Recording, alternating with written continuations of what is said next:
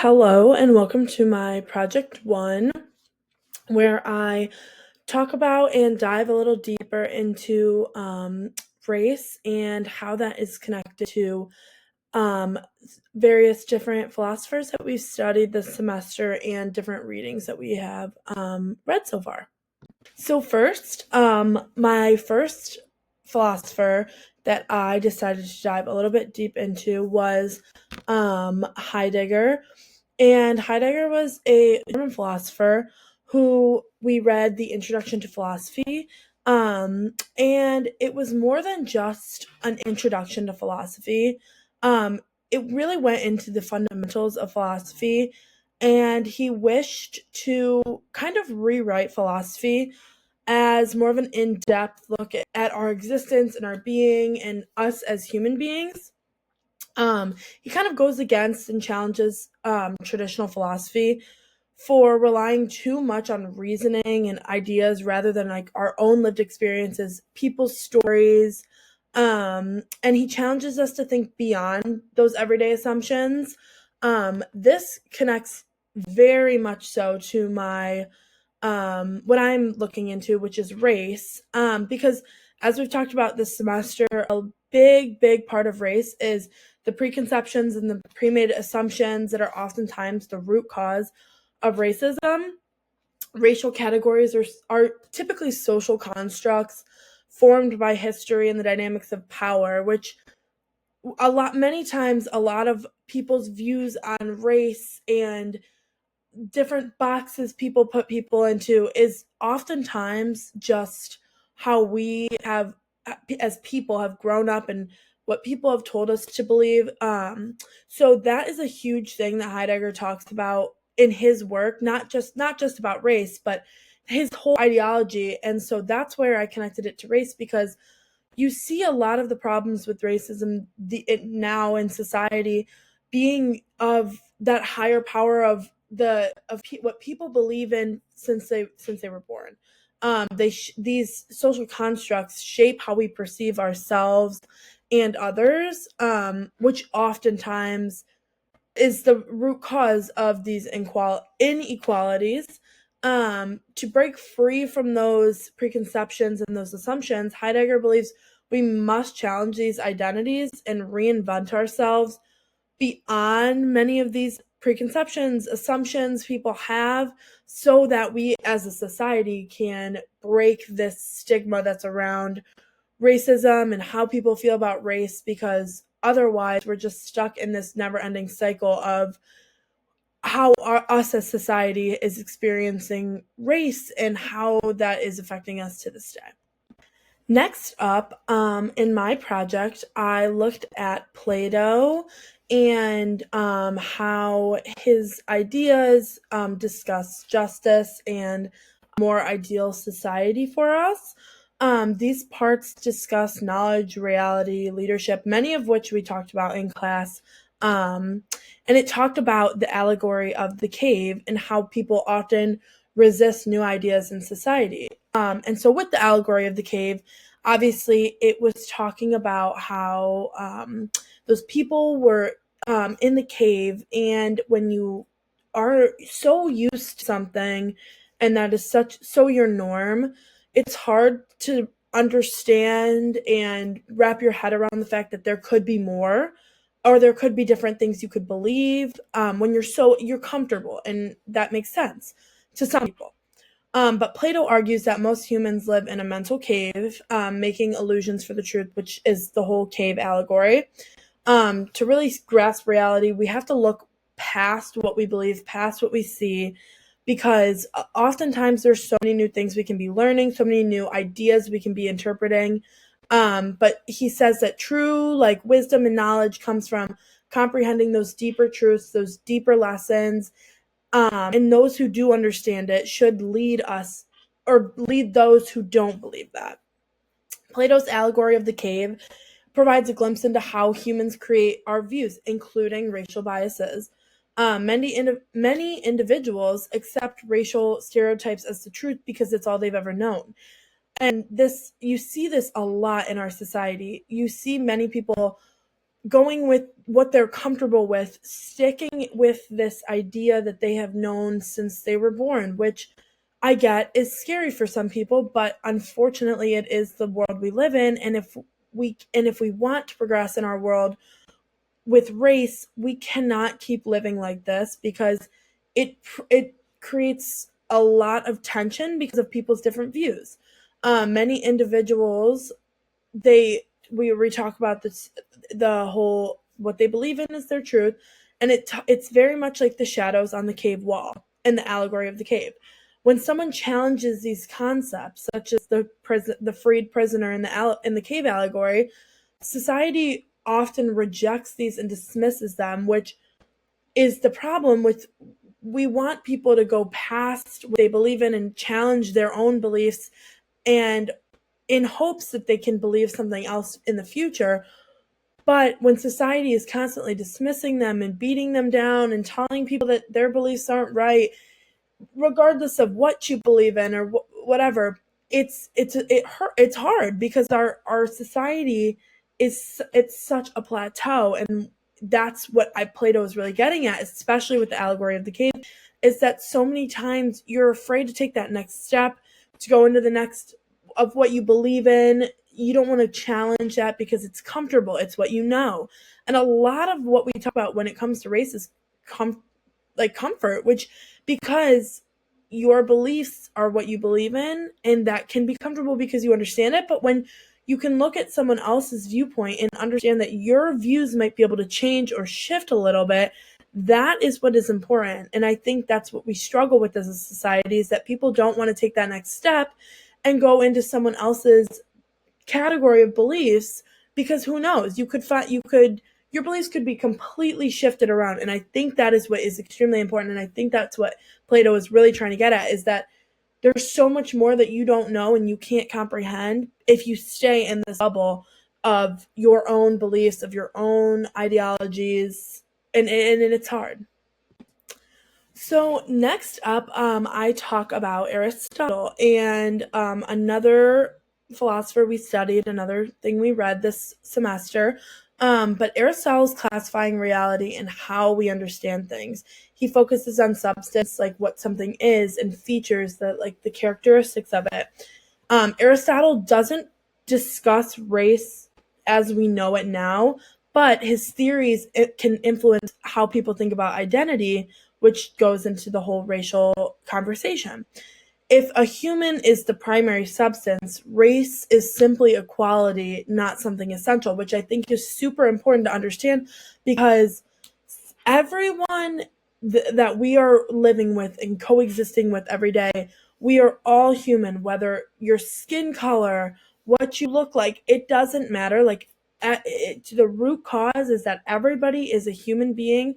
Doesn't matter what you look like. And that's really what he's getting at here. But understanding his argument allows us to break down these mistaken assumptions about racial fundamentals and understand race as a social construct rather than a genuine distinction between other people. Because oftentimes you're every day you're working with people of all different backgrounds, all different color, like people skin colors. Like, we need to understand as a society that the skin color of someone or the background of someone, it doesn't matter. At the end of the day, everyone is human beings. Everyone is just trying to do this thing called life with each other.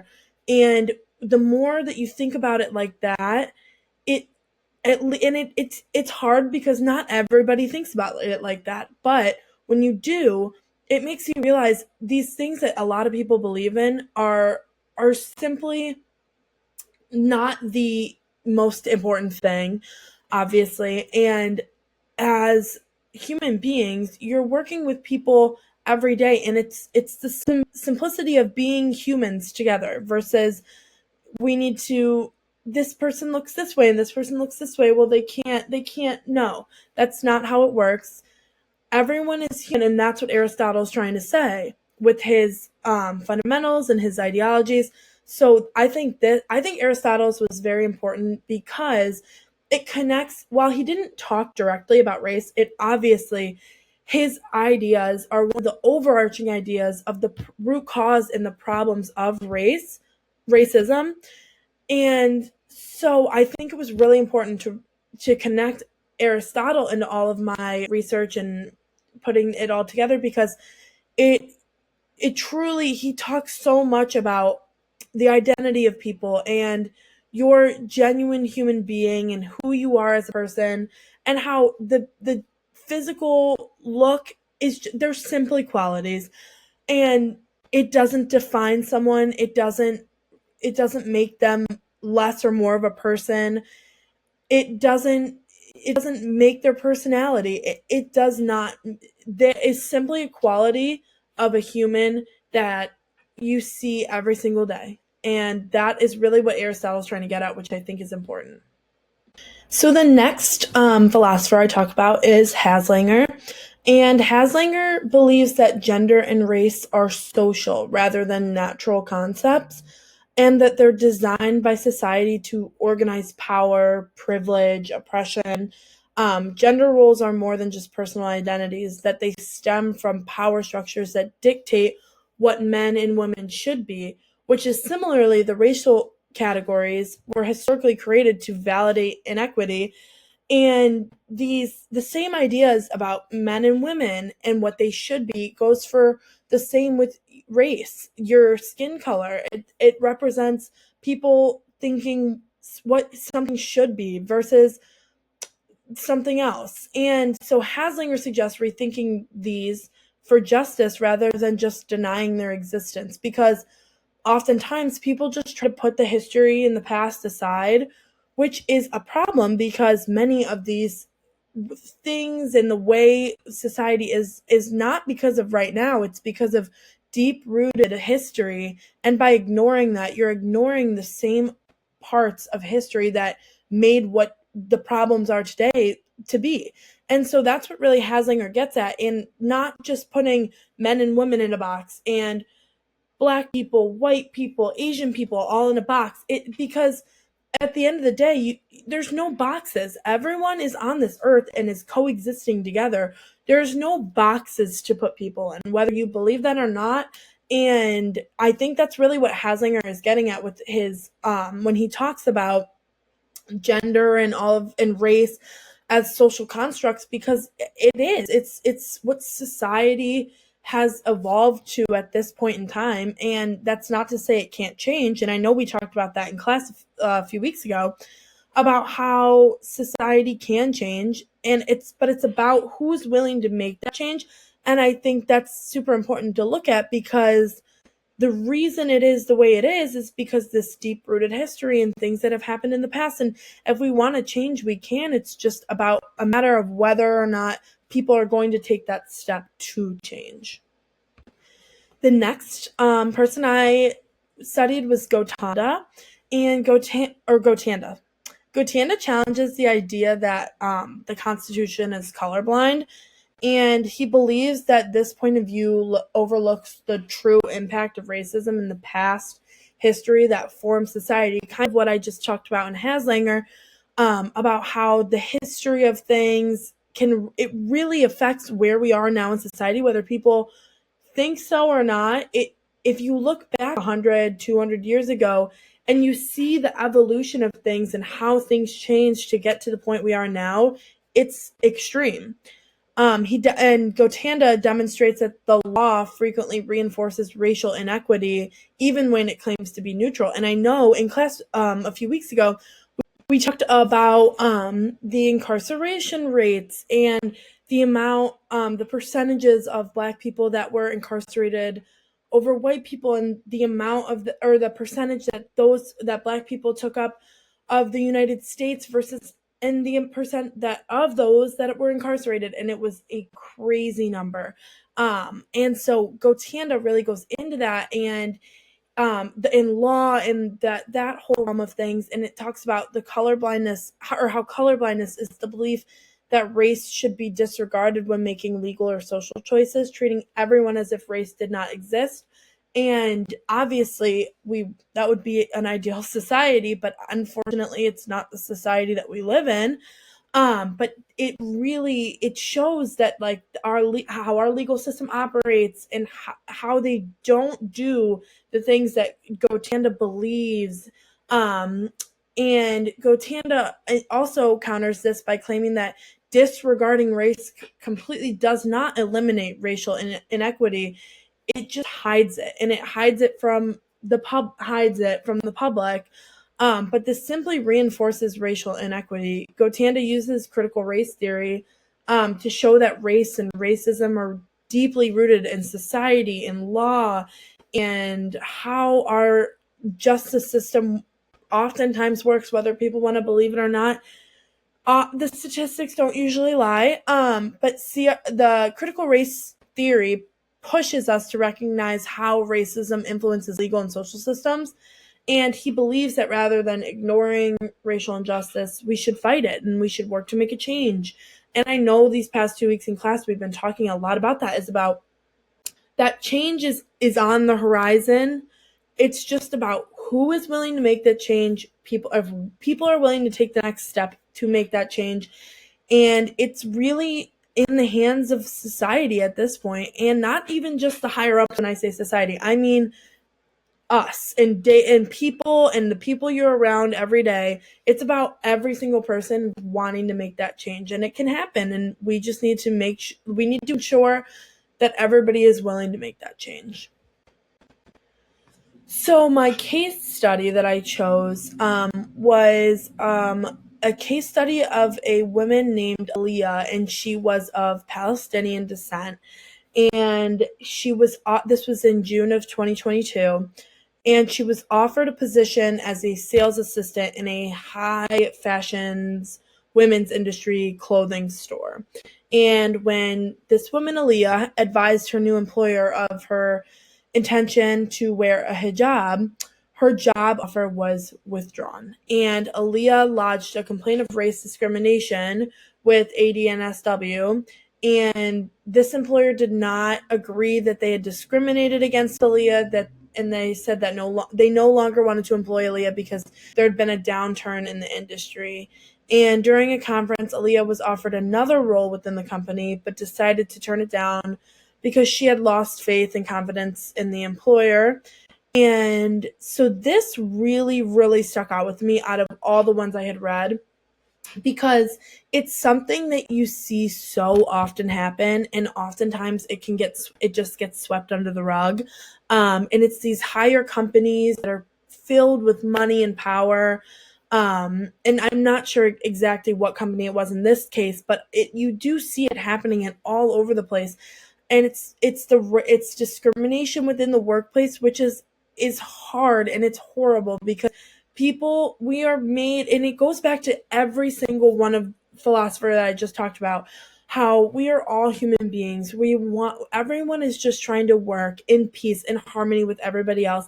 And reading this case study really struck something with me, because there's so many. And honestly, reading through all the case studies that I looked at before choosing this one, was how oftentimes this happens and you don't hear about it. It gets swept under the rug because it's someone who's not maybe super important in the world as popular or whatever. But it was really striking, because it does happen so much more than you think, and it gets swept under the rug and nobody hears about it. And that to me was very, very telling. So thank you so much for listening to my project. I hope you enjoyed, and thank you.